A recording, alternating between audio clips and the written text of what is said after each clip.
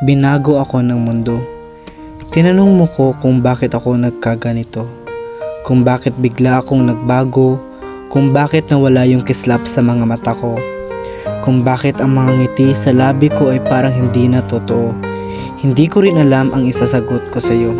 Siguro, binago ako ng mundo. Simula noong nagkaedad ako, marami na ngang nawala sa aking pagkatao.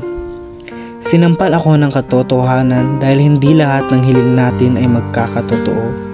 Hindi mangyayari lahat ng ating gusto, hindi laging panalo.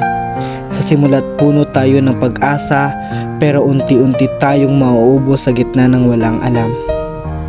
Masusugatan at mabibigo. Ang mga luha ay patuloy na tutulo hanggang sa tuluyan na tayong gumuho. At ang mas malungkot, mag-isa tayong tatayo. Ito ang totoong mundo, malupit at walang sinisino.